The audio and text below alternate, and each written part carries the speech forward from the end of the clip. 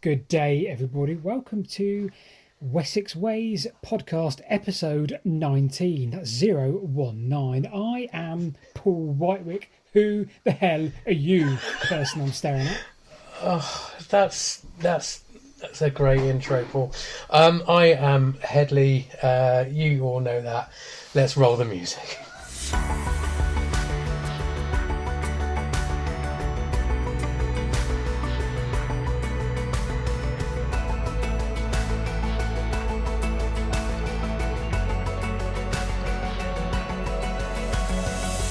Hey! Episode 19. We've made it through this far. This is pretty That's good, incredible. isn't it? This is good. Yeah. That's all right. Who are you, Hedley? Anyway, what do you do as a brief summary into A our brief lives? summary. I'm a morbidly obese middle-aged man who stands in a field flying a toy helicopter in a vain attempt to take pictures that people may want to buy one day of ancient sites in the countryside. And who are you, Paul? I mean, I could almost just use that exact sentence you used and just like, I hold a film camera, take movie Take the images. obese out of it. You're not Exactly. obese. I could edit that cleverly, Hedley, and just like go voiceover or something on a bit. Anyway, I make YouTube videos, Hedley, You do make YouTube videos. A lot of people know that. on similar subjects. Yeah, so Wessex Ways, for anyone who's new, and we did have a lot of new people last time, so thank you for anyone who dares to remain. So we talk about things in Wessex, Wessex being the former kingdom in the southwest of England. So you talk about generally things that used to move, like disused canals, trains, Roman roads, etc. And I tend to talk about hills, paths, and places what you can walk and cycle. Yeah. Sounds So, good. Small confession to make, Hedley, before we start. Small confession. yep. I have ordered, because I'm exceptionally lazy and I'm upstairs in our bedroom, a drink. So in a second we may be disturbed by the lovely Rebecca. That's confession number one. I think we can allow the lovely Rebecca to disturb. The lovely Rebecca Yeah. may disturb us in a minute, so we apologise in advance to our listeners. Confession number two, before we delve headlong into things, I watched a YouTube video the other day, Right. as you do, by a man called David Staveley. Right? Have you heard of David Staveley? I haven't. No, nor had I. Kind of. I don't think I had anyway. David Staveley found a Roman road 10 miles from my house that I didn't know about. Really? I feel like A local Roman road escaped the notice of the Paul Whitewick. Yeah, I feel so many emotions right now, Hedley. So many emotions. I just feel a bit let down. Yeah, and I'm with you. I feel like I've let But you everybody can't down. really make a video about that because that's hanging out your, incompetence in public, isn't Yeah, it? to 93,128 people. Not that you keep count. Yes. Sorry, did I say that out loud? Oh dear. So there you go. Dear, Two oh, dear. confessions. Have you got So- any confessions to make, Hedley? I haven't got any confessions. I'm That's good. whiter than white. I'm absolutely, There you go. Lily white. angelic. What I do want to do actually is I want to give a shout out to a YouTube channel as well. Ooh. So we have mentioned previously WC21. Yep. Never found out what that actually stands for, but luckily we're going to meet him tomorrow, and aren't we? And fingers crossed he will be our guest on the next episode, so we can ask him whether WC means water closet, whether he's actually called Mr. WC21, or whether he's got a normal name. And such and such, so it'd be interesting. But the person I want to give a shout out to, who may be listening to this, is again, I'm not going to give his real name, but his YouTube channel is Tweedy Outdoors. He's also got one called, is it Tweedy Pubs, I think it is? Oh, I've seen that. Yeah. Yeah, where he goes around London, remaining very composed, reviewing pubs. But the difference is, so Tweedy Outdoors, it's one of these YouTube channels that I've got myself into like a rabbit hole and start binge watching the episodes. He goes around, the places we love, so historic sites, stone circles, hill forts, etc., etc.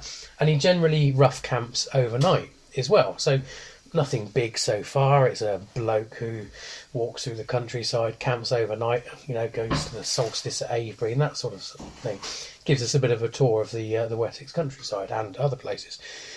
But the difference is he does all of that wearing a fine quality, what looks like Harris tweed suit, head to toe, fine brogue shoes, taking with him fine wine and fine dining, and then consumes all of that in a hedge somewhere. It's strangely addictive. The rough camping's crazy, isn't it? I mean, yeah. I mean, if I went rough camping, I would get outdoor gear. I'd get goodness knows what. I'd get all the gear to keep me warm and dry, and I'd probably take a Cornish pasty. Well, this fella's the other way around. He he goes in a tweed suit and has a sort of fine accoutrement, very, very well dressed, a bit like WC21 actually, and then sits in a hedge drinking wine that you and I probably couldn't afford, and scallops and goodness knows what. So it's strangely addictive. I didn't want to like a new YouTube channel because I've been down that rabbit hole so many times. But this needs to be added to the list. So well, Tweedy Outdoors. Tweedy Outdoors. Excellent. Whilst you're there, I'll mention one briefly as well, who I've been chatting to very briefly. Cambrian Chronicles. Oh. Found a couple of his videos recently. Hugely interesting. He's a historian. You don't necessarily see his face, but I say it's Welsh based, but it's not really, because he does all sorts of weird and wonderful sort of very in-depth deep dives into just some really curious subjects you've never heard of, from the origin of the Welsh flag to a random forgotten tribe of the British Isles or whatever. But just really fascinating videos, really interesting. He's only had like maybe 40 videos on this channel, and yet he's got 90,000 subscribers. His videos are getting sort of 4,000 or 5,000 views per video. Wow, and they're really, good. Really well researched, like ridiculously. He's a historian, so he really knows how to research and how to get the info. So fascinating little channel. Big shout out to Cambrian Chronicles. Cambrian Chronicles. Yeah. So we like these sort of antiquarian and historian YouTube channels, and anyone who gets outside and sees these places, it can get they can get quite addictive, I find. I think for me, I love telling a story, and I kind of think that if I see a channel that does that back at me and it grips me, then it's kind of what I want to see. I guess I kind of try and make what I want to see. So it fits. Yeah, brilliant. Right, I'm going to have to blow my nose. Sorry. I can tell you what I've been up to, and you can tell me what you've been up to, but there's a reason I'm blowing my nose at the moment. So, okay, I'll start. So the last few weeks since the last podcast, which was with Sam Walks a Lot, I basically just got back from Tenerife, so went out there in the process of kind of starting to sell my mum's property out there. Lovely property, overlooks the sea with palm trees and all of that, but since we lost Dad, it's no longer tenable really. Mum's not in the greatest of health, so going out there is not going to be a frequent thing, so really we need to sell it. So it was 30 degrees when I was on the rocks there, and then when the plane landed it was -2 in the UK, and my body's just gone backwards ever since, to be perfectly honest with you. I did a little trip over to Seven Barrows near Lambourne. So this is a field with 9 barrows in it, strangely, and a few in the field opposite. So I don't know where the word 7 came from in the name, but it was a lovely day, so I travelled over there to get some aerial shots. I did a walk in the Chilterns with Sam Walks a Lot. So that was the day after the previous podcast. Really, really nice walk. Really, really great day. And we walked from Swinkham up on the western side of the Chilterns, over the top, down to the ruins of St James's Church on the other side, where we both put our drones up, took pictures and video. And someone on Facebook just put a comment on my picture just said AI. So thanks for that. I think it was meant as an insult, but I'll take it as a compliment if it looks good enough to be AI. So thank you for that. Whoever said that. Essentially, they thought you'd just asked. It was yeah, exactly. I just asked some AI system to draw me a picture of ruins in a forest in the hills. Now, and so St James's is in this beautiful valley, and I think that it's probably one of the pictures that I've edited the least. It's one of those things where just the raw file out the camera is not a million miles away from what you're aiming for anyway. Yeah. You know, dramatic skies. So okay, so not only maybe it looked a bit AI, it wasn't due to any editing, it just the way it was. Went to Whitnam Clumps, walked along the Thames, done a few trips up the Ridgeway along Streatley Warren, again Uffington, Whitehorse Hill, Wayland's Smithy, all the kind of usual things. Lowbury Hill I had a problem with. I went up there and the top was closed. And I was like, okay, my favourite hill's closed off. Couldn't get to the top, and there's a sign up and everything saying, you know, private and all that. So I was a bit disappointed, but I think there's a small chance it might be my fault.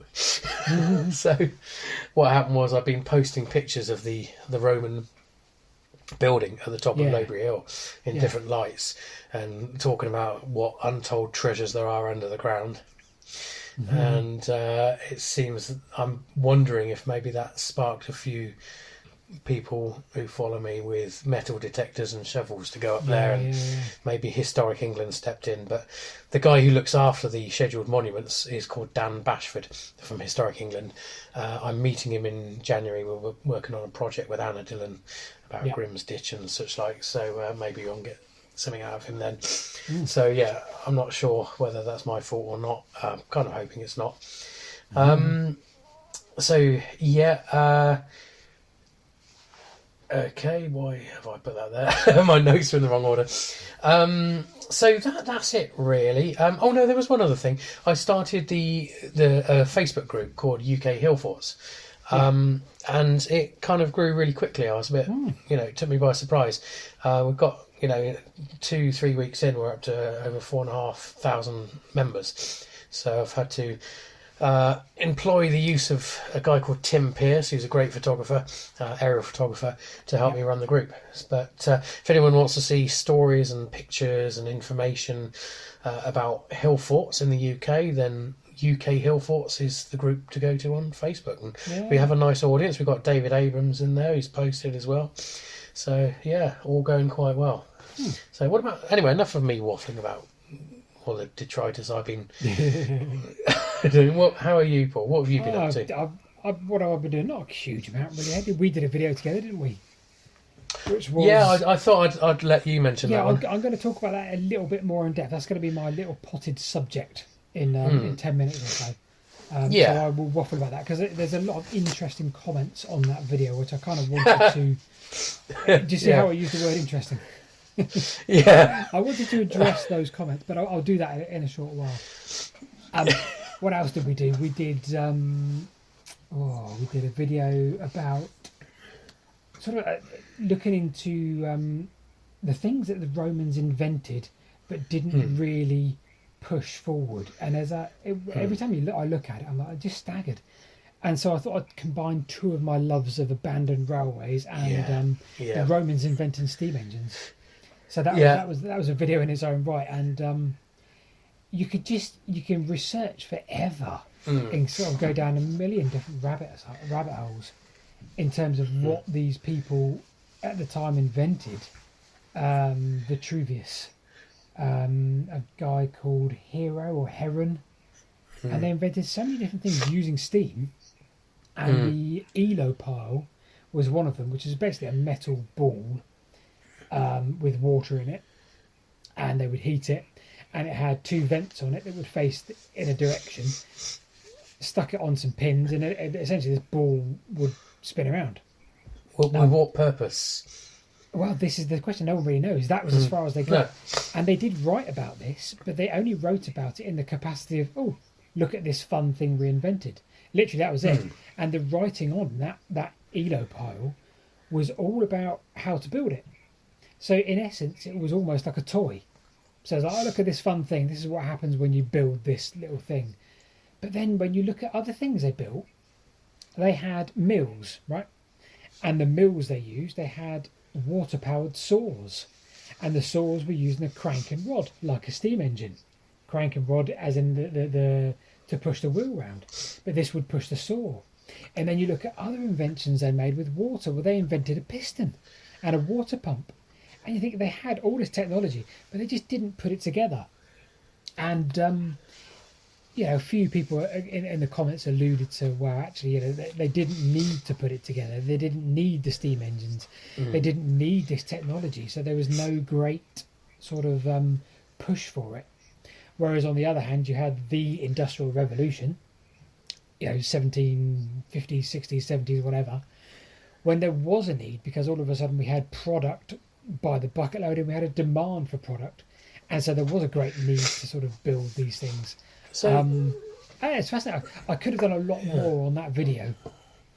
So this leads to sort of the what if question. So you're saying that effectively the Romans had the technology, materials and means to instigate key elements of the start of the Industrial Revolution. 100%. But it's just 2,000 years ago instead of a couple of 100 plus years ago. Exactly, yeah. They literally had everything. Yes. They had everything there. And there's talk, again, I don't know how true it is, but there's talk of, these people taking certain inventions to emperors or people of importance. And I think there's a famous quote where the emperor says, "Oh, does anybody else know about this marvellous invention you've made?" And the guy says, "No, not at all. You're the first to, I'm told." And he kills him. And that's all just, it could be complete fallacy. I'm sure it is. But you think, well, the whole point being, there was no great need for this Industrial Revolution. They had everything they thought they needed. They got what they want. They had slaves to do the agricultural work. They had this road network, the Circus Publicus. So what was the point? But there's so many things that they invented with the use of steam, the automatic door, the organ, so many different things. And it's just absolutely fascinating. I could have done a lot more in that video, but I thought, no, let's keep it on the steam engine. Walked an old abandoned railway, and it was quite different. Wow. Because they weren't allergic to large-scale transport infrastructure, were they? Exactly. Yeah, they there's plenty of evidence which details the whole of that network was used and understood, and it was a system. There was people running it. There was people working for the government officials that had license to travel on there. Toll free or whatever it was. Yeah, fascinating thing. But also, Eddie, the other one I wanted to talk about very briefly, as of what have I been up to, is Danebury Hill Fort. I think I called you or spoke to you before I went to Danebury Hill Fort. Yeah. And we talked about dronage. Because it's a very difficult one to get on drone. Yeah, it really is. Because it's just inside the Middle Wallop airfield perimeter. Yeah. So in my infinite wisdom, I went outside of that perimeter by 300 or 400 metres and thought, right, okay, at least I can get the drone up in the air, take a few shots, zoom in and take some shots. But I couldn't even do that because even 300 metres away, the drone itself, despite my app saying, yeah, you're well away, the drone itself said, nope, you're within the perimeter. It really doesn't work like that. I had the same issue the other side of Benson, so I got RAF Benson up the road. Yeah. And right on the National Air Traffic Services, that's the one. Altitude Angel app. Yeah. Yeah. It says that you can fly up to a certain point, which is just the other side of Whittam Clumps. Yeah. And it works, and it stops where the boundary is. But if you go the other side, go over to the east, up into the Chilterns, I walked probably nearly a mile outside of the restricted zone, and the drone just wouldn't play ball. Yeah. And even on the app, you could see it was outside the zone, but it still just didn't take off. I mean, couldn't confirm it. There are people that have. There's quite a bit of drone footage on YouTube of Danebury, and they put like disclaimers in saying, "Oh, I did speak to the guys at Middle Wallop or whatever." Okay, whatever. But the video did quite well. I think it was the way I sold it in terms of the title, the thumbnail, and the coin that changed history. Yeah, fascinating. that So was good. Yeah. a guy called what was he called? Something Fudge, Mr. Fudge. With a metal detector found a coin that was the first coin of the Belgi tribe with a name on it. So, and of course, everybody in the comments was sort of saying, and one thing I didn't explain, to be fair, was everybody was saying, well, hang on a minute, surely this coin could have come from somewhere else because they traded, that was the whole point. But the point of this coin was, and this is the point I didn't really make clear, was the coin had all the features on it of every other coin found in that district. So hundreds and hundreds of coins have been found from the Belgi tribe, but none of them had a name on it. They all had the same marking, so it was clearly it was from that area because it was the same style, same material, everything was the same. But all of a sudden they had Eustanos or something like that. Eustanos was the name of his king. So all of a sudden this guy, 6 months ago, discovered a new king. And it's just, wow, it staggered me. I thought it was such a fascinating subject. That's amazing. And I sold it as the coin that changed history, and of course everybody's like, "Oh no, the coin didn't change history. History was already there." I know, but Christ sake, people, it's a YouTube video. Yeah, for goodness' sake. It's a YouTube video. Yeah. Yeah. I mean that's an amazing find. I mean, I was over the moon when I found a Bronze Age ring ditch that hadn't been catalogued, but that's not exactly a history-changing thing. It's probably where someone washed sheep or something stupid like that. Still a thing, isn't it? But yeah, wow, that's quite a find. That it's a heck of a find, and I love the fact that it's just it changed the way we understand that tribe. All of a sudden, they did have because a lot of the other tribe, the Atrebates, had Tin Cormorus or Tin Cormorus on his name on it. I think the Catabalini, they had someone on. The Canti down in Kent, they had 3 different kings on theirs over a period of time. And it's just a wonderful thing. Wonderful sort of understanding that all of a sudden this tribe in this area where we live, I think you're more of a Atrebates, if not even further north than that, aren't you? Perhaps. Yeah, we are. We're practically northern up here. But you're north of the M4, Hedley, so north. Oh God, I thought it was Watling Street. I don't know. No, but you see, that's another. Was it 93.2 thousand metal detectorists down at Danebury? Now you've done that, right? Yeah, but you can't not do it, can you? Yeah, exactly. You can't not do it. At what point do you stop and say, no, this is irresponsible? Because I'm just telling a story. And I hope I'm capturing people's imagination. And it would have been publicised anyway, so, it's not... Yeah, and a friend of mine said, I want to get a metal detector after that video. And you kind of think, do you know what, that's a good thing, right? As long as that person does things responsibly and gets the right qualifications and gets the right permissions, then crack on. The more the merrier. As long as it's done correctly. Then yeah, exactly. I mean, you're not exactly releasing the nuclear codes here, are you? No. But it's not anything new and dangerous. But I mean, it's the same way with the National Trust meeting me at White Horse Hill. I felt a bit silly them finding my drone license on the ground, so there's no sort of pretending I wasn't there. But I said to them, look, I'll keep posting pictures of Uffington and Wayland Smithy and everything. I won't take off from there, but I'll put a little thing on the picture saying that you can't fly from National Trust property. And if you can do that, if you do it responsibly and people adhere to that, then do it. These monuments and these stories are there to be revealed. And, it's people like you that are the revealers, I mean, the thing is as well, especially your line of work, it's like you couldn't be less intrusive. You're not even standing on it. You're not standing near it. You're taking a picture from 200 yards away or whatever, aren't you? So it's the least intrusive sort of photography.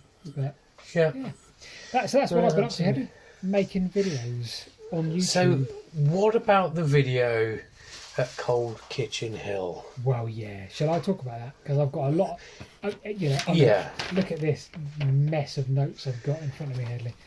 Well, can I put my just very brief perspective on it before you go into open? So there's a video about open access areas. You promised me a nice, beautiful open access area that we could wander around and,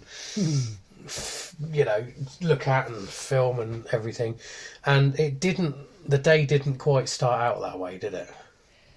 Well, no, not really. The day started out kind of what the video was intended for in a weird way, wasn't it? Yeah. We kind of thought that we would be able to, if trespass is the right word, trespass and get to where we were going to the open access land. But actually, it turned out that it was just ridiculously A, far away, B, fenced and some.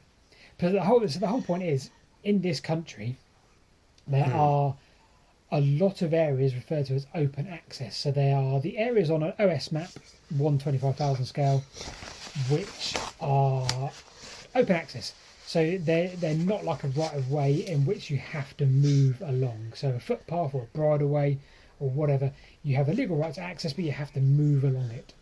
Open access areas are different. They're areas where you could stand and enjoy bird watching or photography or whatever that's respectful to the land. And that makes up 8% of England in terms of the areas that you have the right to go and enjoy and explore. And it occurred to me and Hedley and a couple of others a few years back that a lot of these open access bits of land that were designated for you and I to go and enjoy as part of the countryside, turns out a lot of them are inaccessible. It turns out, according to the Right to Roam campaign, and people like Guy Shrubsholl, it turns out that 2,500 of these open access bits of land are inaccessible. So you cannot legally get to them. So Hedley and I thought, you know what, let's make another video, Hedley, on that. And we did, didn't we? And it was a nice day in terms of what we saw, because it was a beautiful the hill. scenery was amazing. Yeah. Not so much getting shot, but the scenery was amazing. Well, that was the story of area number 2, wasn't it? The irony was we couldn't even get to it because they were doing partridge shooting. You got it right. Yeah. Yes. There's so many comments in the video that I said, I think it was just before you went on air. I probably set you up though, didn't I, for that? No, you didn't. No. I said, oh, look, they're shooting grouse, without thinking, why would you have grouse in Wiltshire? And then you said, oh, they're shooting grouse over there on tape, so it is my fault. Whatever. But they were partridge. Yeah. They were partridge. So, we couldn't get to our planned area number 2. Number 2 would have been successful because number 2, the pathway goes within sort of 30 yards of this open access bit of land. So whilst we would have been trespassing, it was 30 yards, so no one's going to grumble. So, but the point being is I wanted to pick up on the comments because it never ceases to stagger me that when you complain about a right of way or access or something, people always then question you, and you're like, well, hang on a minute. So, for example, there's 4 types of comments that I've written down, Hedley. Number 1, we have the right to roam in Scotland. Ha ha ha ha. Literally, there's hundreds of people that live in Scotland, and you know what? Crack on, because I'm entirely jealous of your right to roam. One day I will move to Scotland because that is the plan long term, and enjoy the right to roam. I hope, and I hope England have it one day. I almost certainly they won't have it, in my opinion, but that's a whole other story. So yes, we are aware that Scotland has a right to roam. Thank you very much for commenting. Comment number 2. It's just trespassing. Just get on with it. And my comment to that is that's not really the point of the exercise. You shouldn't have to trespass to get to somewhere you're legally allowed to. Comment number 3. You just make a mess. I don't blame the landowners for blocking this off because you'd just end up littering or you'd end up trashing the place. Or not you personally, but people. And you just think, again, that automatically assumes that everybody is a bad person who's going to trash the place. It's not the case. I think 99 out of 100 people would be absurdly respectful of the fact that they're on a piece of land which they're allowed to be in, as with anywhere, as with any national park. By and large, you don't see a lot of litter about. And yes, there's people that care for these places, but I think we should treat people as not guilty first of all. Rather than assume people are going to do something bad, let's assume that people are going to enjoy it. Comment number 4 or 5, I've forgotten what I'm on now. 4. 4, you don't know. Yeah, people were saying like, oh, well, you shouldn't have the access to this, you don't own it. Again, I think the problem with open access is the way it was set up. It wasn't really finished properly as a law. It depended on the type of land. The chalk downland was all set aside as open access. So, and you'll agree with me, Hedley, that we're not going to sit here and bash every landowner, because the amount of times that you would bump into a landowner and you'd ask them a question, and they'd be more. I've done it, I reckon, maybe 4 or 5 times where I bumped into somebody that owns a piece of land. And I think if you approach them in an open and honest way, 99 times out of 100, they're respectful back. We did with a couple of Roman Road videos that we made a while back. And again, it's kind of beside the point, really. So the whole point of the video was there's chunks of land which are earmarked for you and I to enjoy. The way the law was set up just allocated these chunks of grass downland. And there was no thought by anybody of how you get there. So it's not that the landowner has blocked it off. It's not that the landowner has done anything obtruse or wrong per se. It's just that, oh, well, that bit of my land, I'm sure they probably get grants for it as set aside or whatever. But again, that's not really the point. It's just the way it's been set up is wrong, and all it needs is a simple solution. It just needs a really simple solution that would just say, right, in order for the landowner to get your money for set aside, it's got to be accessible. So could you just make it accessible? And I genuinely believe that isn't a costly thing to do, as long as there's no great implication. And I don't think any landowner would really mind that. It can't be used for farming. It can't be used for arable or whatever. It's just, it's a frustration. And there was a lot of comments that frustrated me. That's a key point that you said about it not being used for farming, is that if you look around Wiltshire and certainly South Oxfordshire at the open access land, the land's usually got 2 qualities. First of all, it's pretty useless for farming. Yeah. It's usually steep, basically. Yeah. So around here, all the open access bits of land are on steep hillsides. And secondly, it's usually in a nice location. Yeah. So I think it goes without saying every single bit of open access land is a nice location. So, the farmers or the landowners have picked the land carefully and made it open access and not spoilt it, which is wonderful. But as you say, that's all for naught, really, if people can't get to it. It's a bit of land sitting there doing nothing other than earning a subsidy if, people can't enjoy it. So, yeah, absolutely, yeah. So I just thought, what could be done is, potentially, make it so that for that to be an open access bit of land and receive a grant, then you need to make it accessible to people. So there needs to be a couple of permissive paths put in or something like that. And I don't think anyone's going to grumble about that, because the third one we saw, Hedley, or the bit that we walked from A to B, our 100 yards, that could be easily permissive access, a pathway, without causing anybody.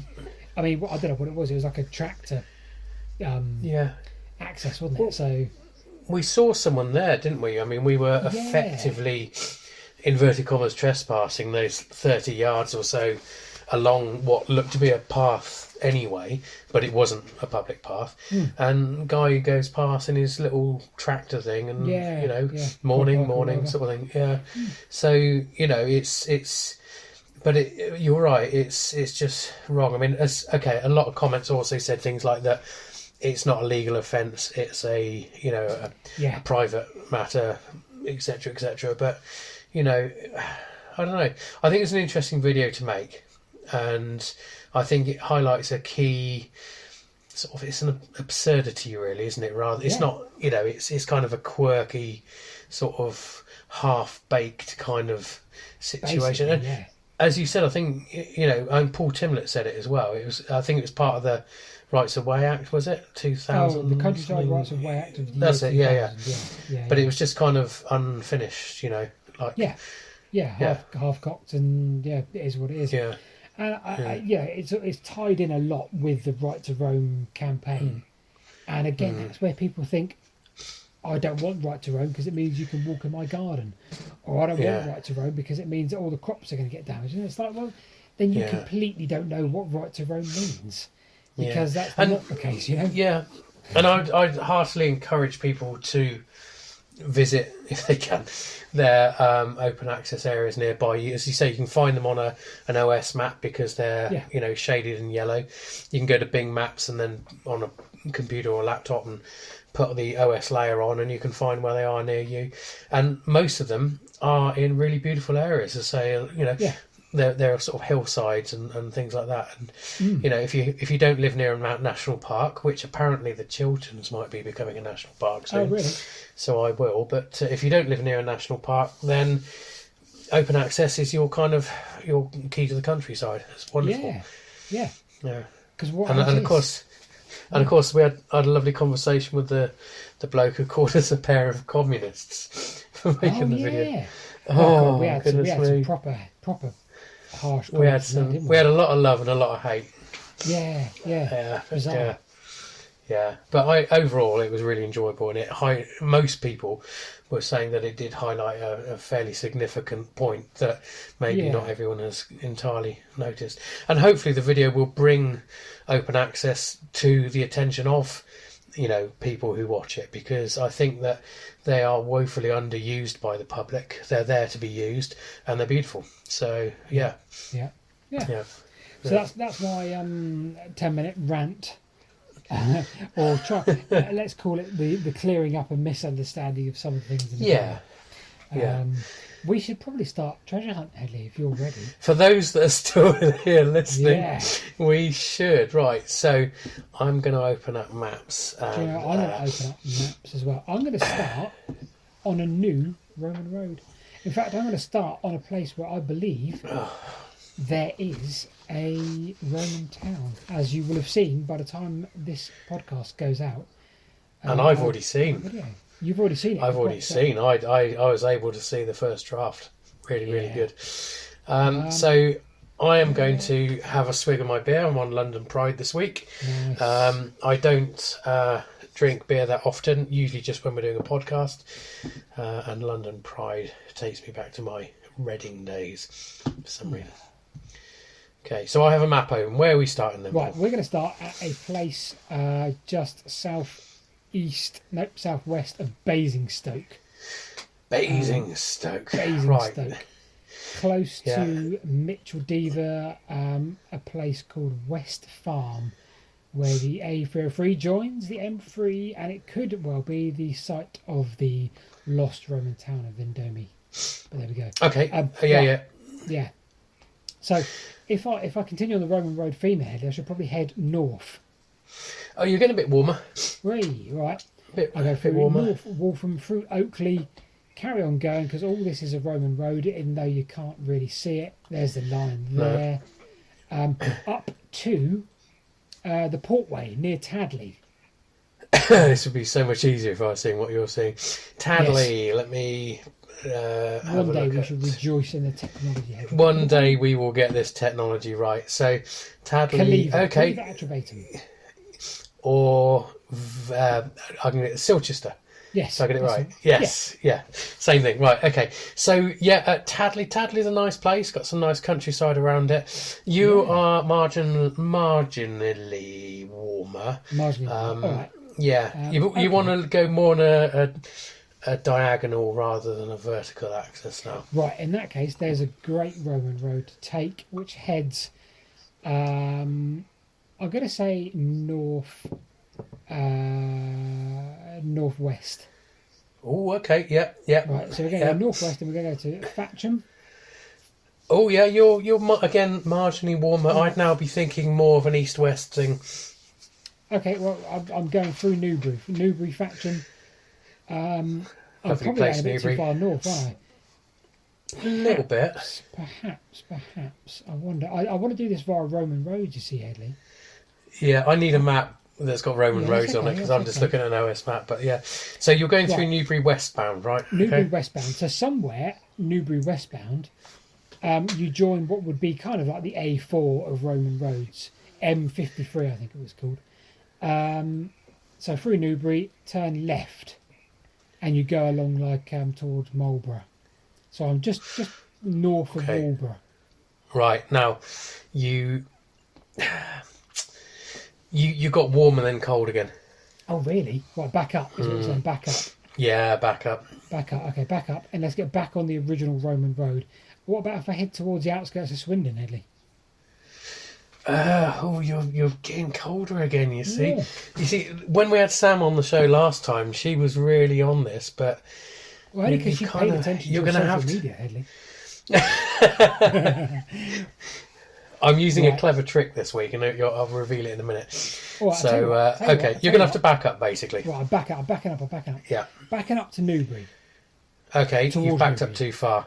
Too Yeah, far, that's but right, yes, okay. you did the right Because- thing. Yeah. Hang on a second, you mentioned Lambourne earlier, didn't you? Nah.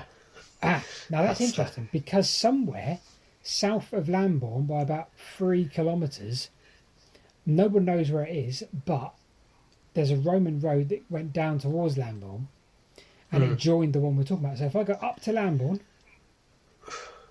and head north. Oh dear, it's getting cold up north. Oh, really?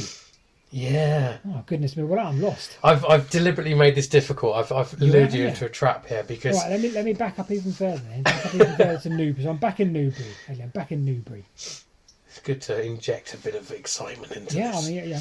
Back in Newbury. Yeah. Where I've I'm- got you stumped now. You're back in Newbury. Well, I'm back Right, in Newbury. so And there's a lock down there. Next to that lock, right? it's a nice lock, yeah.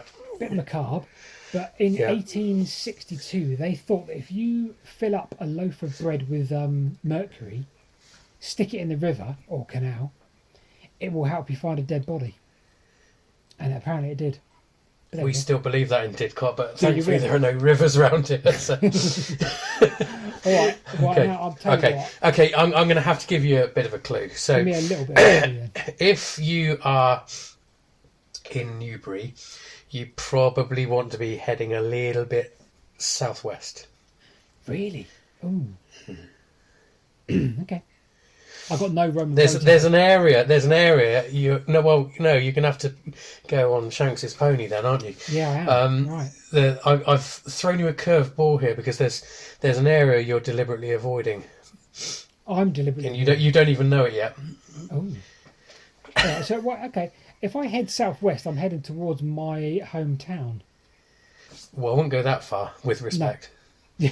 So No, just no. a little bit. I'm not Little here for the bit. choice, Hedley. Okay.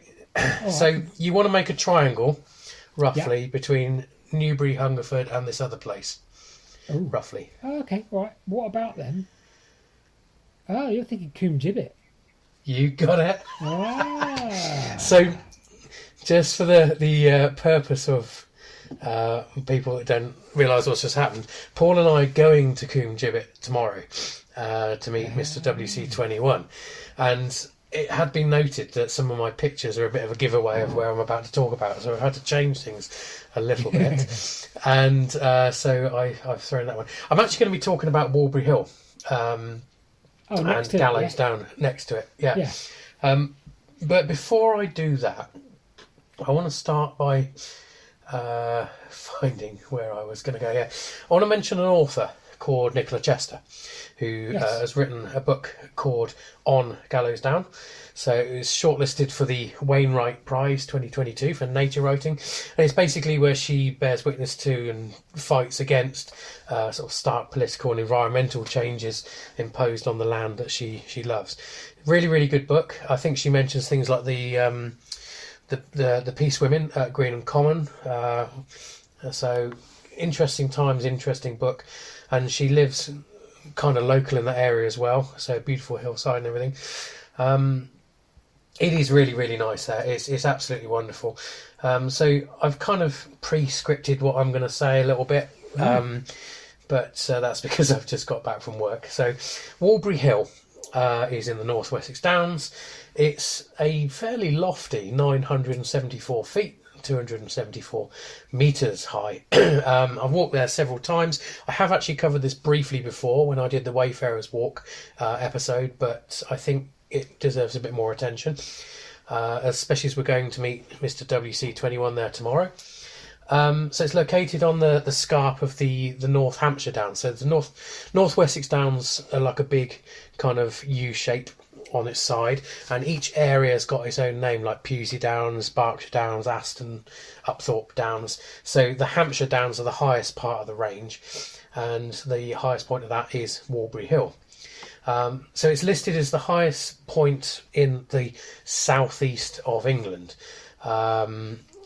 being 3 metres taller than Leith Hill. Now, obviously, it's not very east, so there's quite a big argument to say it's not in the southeast, but if you deem it is, then it's the highest point in the whole of the southeast of England.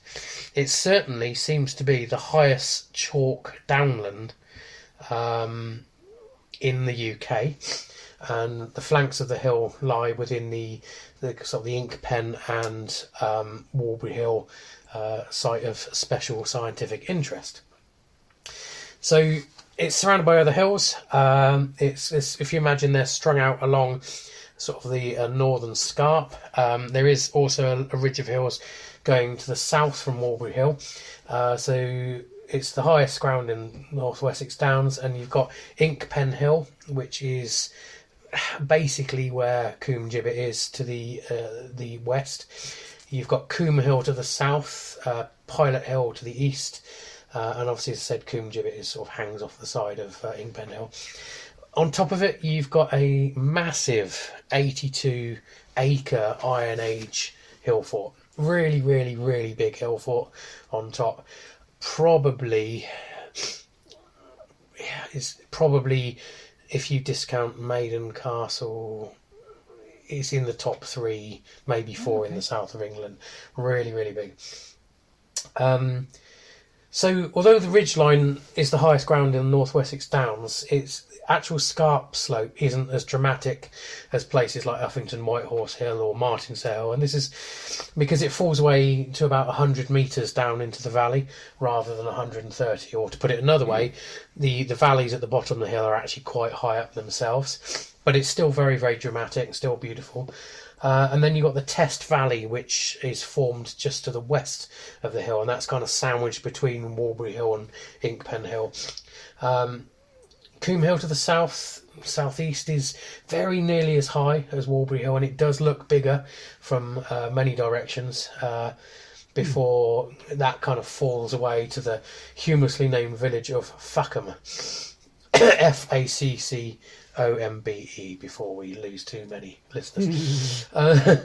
So from the north side of the flank of Ink Pen Hill, well, that actually as well. So Ink Pen Hill itself, which is basically Combe Gibbet and the area to the west, from the north looks a lot bigger than Walbury Hill as well. So Walbury Hill, it's a bit like Scarfell Pike. It's technically the highest point, but from a lot of directions, it doesn't quite look it. If you then sort of go 5 miles to the north, up towards Hungerford and maybe up to the Berkshire Downs, you can then see that Walbury Hill is actually the highest point because all the hills are kind of equalised in size. But the other hills kind of a bit more shapely, and so they look bigger. The top is quite inaccessible, unfortunately. So the top is private land, and there's a gate going in there. When I first visited there, the gate was open. It looked like a path, and I followed it up. But unfortunately, it is private. That said, the Wayfarers Walk itself, which obviously is public, it kind of bisects the hill fort at the top, offering ridiculously good views. So the county line with Wiltshire actually used to run through the hill fort, but this has since been moved to the nearby Membry Camp and the other side of Ink Pen and Ham Hill, even further west. So the Wayfarers Walk runs along the top, and the Test Way starts at the car park on Walbury Hill, and that runs past Gallows Down, which is on the side of Ink Pen Hill, before turning south, allegedly towards the River Test itself. And obviously the video that you did on that I was in shows that it really doesn't follow the test much at all. No. Several roads combine on both sides of Walbury Hill, and it allows 2 ascents from the north and 2 from the south. They're really quite steep in places, particularly one of the northern ones to the west. You see a lot of cyclists up there training for the Alps and the Pyrenees now, so it's a great place to train cyclists. My dad, when he was young, had an Austin A35 with a 0.5 litre engine, and he towed a boat to the top up there. He used to boast of that a lot. So the ridgeline itself continues east-west, and to the east it climbs back up to Pilot Hill. Although slightly lower than Walbury Hill, it's equally as dramatic. It's actually got 110 metre steep drop to the north and plunging tree lines down that. Although the summit itself is a little bit flat and uninspiring. I'm not sure whether that once had a hill fort on it. If it is, it's been ploughed in now. Probably, I don't know. If you go the other way from Walbury Hill to the west, things get a bit interesting on the shoulder of Inkpen Hill, as I said, because the testway passes Combe Gibbet on Gallows Down. This is a very large wooden sort of gallows cross, designed essentially to hang or gibbet corpses. It capably fits 2 corpses, and although today is a replica, the original was actually used. And so I've taken an extract from Wikipedia here. It says, it was erected in 1676 for the purpose of gibbeting the bodies of George Broomham and Dorothy Newman, and has only ever been used for them. Once, I assume. The gibbet was placed in such a prominent location as a warning to deter others from committing crimes. Broomham and Newman were having an affair, and were hanged for murdering Broomham's wife Martha and their son Robert after they discovered them together on the Downs. As you do. Unfortunately for the lovers, the murder was witnessed by Mad Thomas, who... Sorry. Wow. Sorry. Oh, I'd love to have seen this. Mad Thomas has got a T-shirt that says I shot JR. Yeah. Sorry. Anyway, Mad Thomas managed to convey what he'd seen to the authorities. He could talk then. The pair were hanged in Winchester, nice town to be hanged, before being gibbeted quite publicly up on the Combe. So again, a lovely place to be torn to pieces.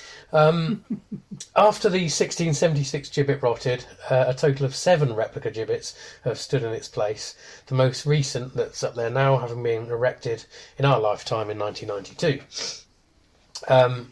Locally, really? Yeah. Wow. Well, this is it. So I've been there when I was young. I didn't realise it was a different one. So the replicas obviously don't change, Locally, the name of this side of Inkpen Hill, as I said before, was Gallows Down, which then led me to actually go back to the internet to look at the difference, because I've been using gibbet and gallows quite a lot. What's the actual difference? So I found on study.com, it says that the structure itself was initially known as a gallows, from which the criminal or criminals would be hanged by the neck until dead. It was called a gibbet when the corpse was displayed at the end of the arm to expose their bodies to public view. Yeah. Anyway, Gallows Down is very popular for hang gliding, and therefore drone pilots are not the most loved creatures around. Further west, as the Wayfarers Walk, or whatever it's called by now, it might actually be the Wiltshire Way. It crosses the back of Ham Hill, which is a beautiful scarp nature reserve filled with flora and fauna. And then the Wayfarers Walk gradually descends into the deep, dark, mysterious county of Wiltshire itself.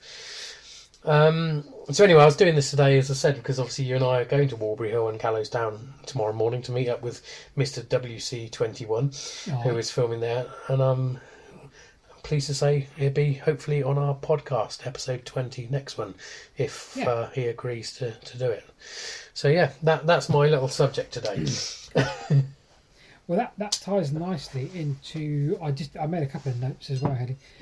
In terms of we did a couple of different things on the. Well, I say a couple. We did one different thing on the YouTube channel, didn't we? And we always thought, you know what, we could always do other bits and pieces on this YouTube channel as well as this podcast. Yes. Because obviously this podcast goes out on a lot of podcast platforms, but also on YouTube. So if you haven't subscribed to the YouTube channel and you like YouTube, go and watch on there as well. Because we're aimed to have a few more bits and pieces. So, for example, I was going to do an interview with Kate, who was in a video of mine a little while back. And I thought, well, that would be perfect for Wessex Ways, that kind of thing. Yeah. If you know what I mean. So it's like a podcast, but actually we could just do it as an interview as well as a podcast. But whatever, yeah. So all sorts of plans. What else do you want to see on Wessex Ways YouTube channel? What else do you want to see? I guess is a question to our viewers and listeners. So we'll keep with these format of podcasts. I think going yeah. forward it's going to be a mixture of you and I, like today, the traditional format we're used to, and the odd one with a guest as well. So we've had one guest, well technically two, because of Jane Manley. Interviewed her during our on-site podcast. Yes, of course, yeah. That was perfect. That kind of thing would be perfect. That was really good interview. Hopefully we're roping Mr. WC21 in for the next one. Label it as a Christmas special. We'll get him to wear a Santa hat. And we've got Kate, obviously, and do a few more on our own. And maybe, I never know if maybe get Mr. Tweedy involved if he wants to be involved. It'd be good to have any interesting characters. It'd be good to have on here. So, I think so. So, talking of interesting characters, shall we have a look at one or two comments? Now, I think we got the last podcast we did. We had an increase in viewership on YouTube, and I think we've had an increase, thankfully, on platforms. So, for those that are new, welcome. Thank you so much for joining. So we got a lot of comments, so I'm not going to read them all out because we'll be here all night. No. So I'm going to pick some at random. So I'll see if I sort of see some of the regular commenters as well. So Barry Bollard 1408. I thought that the revision to the standard format with Sam as your guest worked really well. Worth exploring this setup with occasional guests. However, don't completely lose waffle time. Sorry, intellectual exchanges time. I don't think we're never going to lose the waffle. Don't worry about that. Philip Bellew 9645 just caught up listening to this one. Interesting insight into YouTube mysteries and why things work or don't work. Commuted past Silbury Hill for 10 years and have seen it in all weathers and seasons. The current car park used to be the site of an old cottage and petrol station, which is visible on old aerial photos. Wow. Oh, yes, no, I've seen that, yeah. The whole area is also in the exclusion zone during solstices, policed by the high-vis clad druid patrolmen and women. Oh, God, they go more listeners who are intent on stopping you looking at history, especially if your old van has a chimney on it. That sounds dangerously close to being a personal experience. Okay,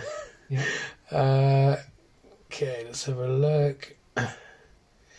Okay, someone's saying, so Davey941 saying Sam was great, he's subbed her and will binge watch to catch up. That's good. This is a good one. My grandfather owned the old station house at Allsworth. The line is gone, but I found a photo of the station that hangs on my dad's wall.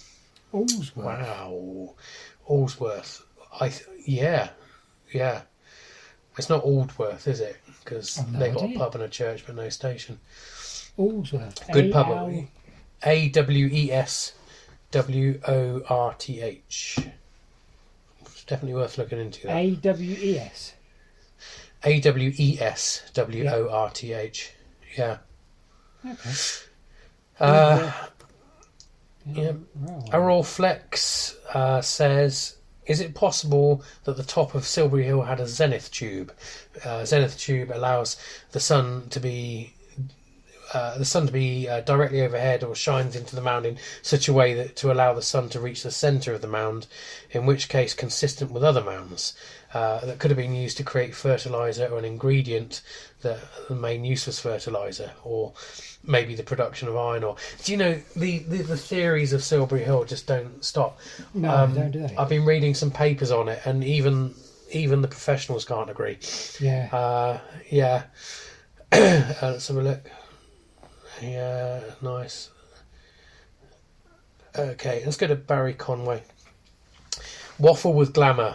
Is this another must-do step on the route map to YouTube domination, Mr. Whitewick? By the way, I've solved the problem with the constant jiggling and zooming of the map.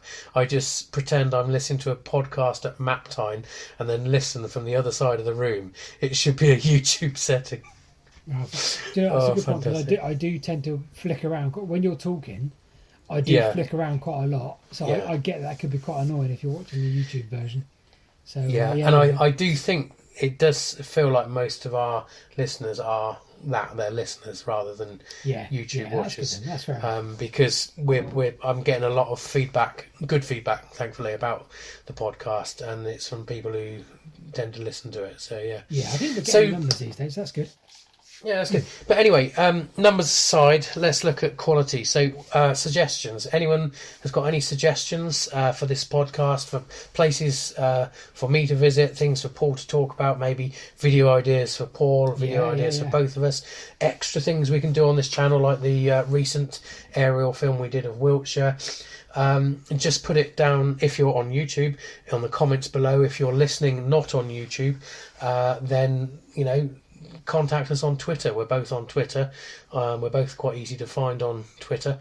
So do that. So, and of course, put any comments below. We will read them out, or at least some of them out, next time around. So Absolutely. That's all from me. And hopefully we'll have Mr. WC21 himself in the next episode. Yeah, maybe we shouldn't ask him what the WC stands for. Maybe we just it should forever be a mystery. Do you know what I mean? Yeah, I don't think my OCD lives with that. He goes all over the country. I mean, he's Walbury Hill at the moment. He's been all over the country making these videos. Some great locations like the Stone Circle up at Keswick and places like that. Absolutely wonderful. Yeah. But nothing seems to fit with the WC title. So I think that's a question for tomorrow. Yeah. Watch when this space. When we see him. Indeed. Yeah. Anyway, super. I think we're probably done, aren't we? I think we're done. So I'm Hedley. He's Paul. Thanks for listening, and we will see you next time. Goodbye.